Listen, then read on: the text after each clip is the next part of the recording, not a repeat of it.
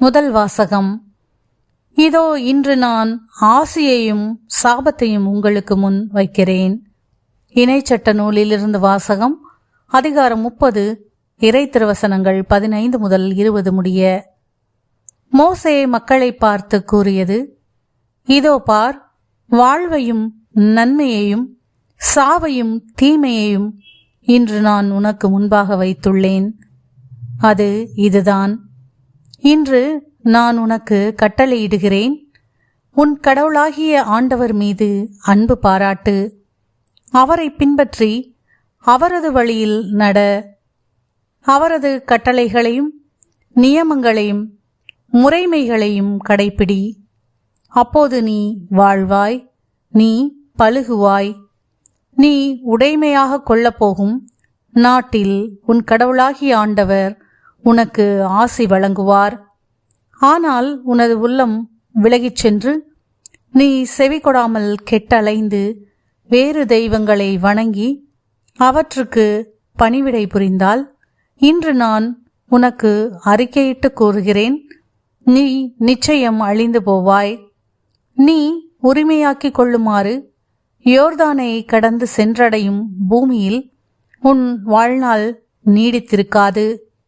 உன்மேல் இன்று நான் விண்ணையும் மண்ணையும் சான்றாக அழைத்து வாழ்வையும் சாவையும் ஆசியையும் சாபத்தையும் உனக்கு முன் வைக்கிறேன். நீயும் உன் வழித்தோன்றல்களும் வாழும் பொருட்டு வாழ்வை தேர்ந்து கொள். உன் கடவுளாகிய ஆண்டவர் மீது அன்பு பாராட்டு, அவரது குரலுக்கு செவி கொடு, அவரையே பற்றிக்கொள். ஏனெனில் அவரே உனது வாழ்வு, அவரே உன் நீடிய வாழ்வு. அதனால் ஆபிரகாம், ஈசாக்கு, யாக்கோபு என்னும் உன் மூதாதையருக்கு கொடுப்பதாக ஆண்டவர் ஆணையிட்டு கூறிய நாட்டில் நீ குடியேறுவாய். ஆண்டவரின் அருள்வாக்கு. இறைவனுக்கு நன்றி. பதிலுரை பாடல். திருப்பாடல் 1 பல்லவி. ஆண்டவர் மீது நம்பிக்கை கொண்டவரே பேறு பெற்றவர்.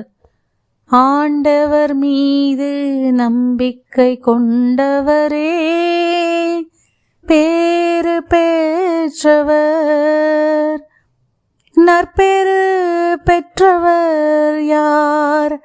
அவர் பொல்லாரின் சொல்லின்படி நடவாதவர், பாவிகளின் தீயவழி நில்லாதவர், இகழ்வாரின் குழுவில் அமராதவர்.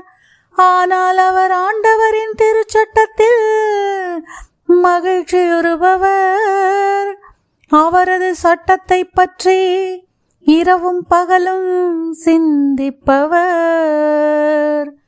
ஆண்டவர் மீது நம்பிக்கை கொண்டவரே பேறு பெற்றவர். அவர் நீரோடையோரம் நடப்பட்ட மரம் போலிருப்பார்.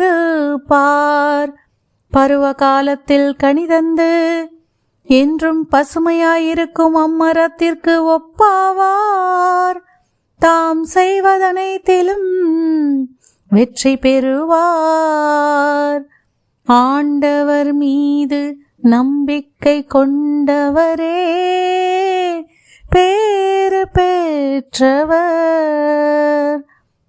ஆனால் பொல்லார் அப்படி இல்லை.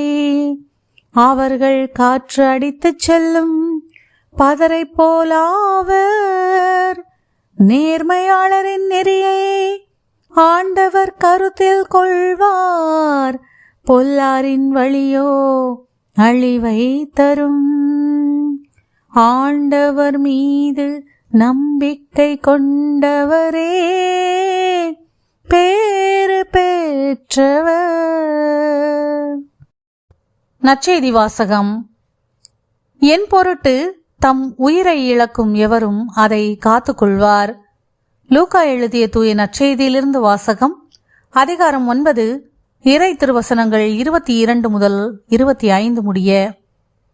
அக்காலத்தில் இயேசு தம் சீடரை நோக்கி, மானிட மகன் பலவாறு துன்பப்படவும் மூப்பர்கள், தலைமை குருக்கள், மறைநூல் அறிஞர் ஆகியோரால் உதறி தள்ளப்பட்டு கொலை செய்யப்படவும் 3ஆம் நாளில் உயிருடன் எழுப்பப்படவும் வேண்டும் என்று சொன்னார். பின்பு அவர் அனைவரையும் நோக்கி கூறியது, என்னை பின்பற்ற விரும்பும் எவரும் தன்னலம் துறந்து தம் சிலுவையை நாள்தோறும் தூக்கிக் கொண்டு என்னை பின்பற்றட்டும். ஏனெனில் தம் உயிரை காத்துக்கொள்ள விரும்பும் எவரும் அதை இழந்து விடுவார். என் பொருட்டு தம் உயிரை இழக்கும் எவரும் அதை காத்துக்கொள்வார். ஒருவர் உலகம் முழுவதையும் தமதாக்கிக் கொண்டாலும் வாழ்வையே இழப்பாரெனில் அவருக்கு கிடைக்கும் பயன் என்ன? ஆண்டவரின் அருள்வாக்கு. கிறிஸ்துவே உமக்கு புகழ்.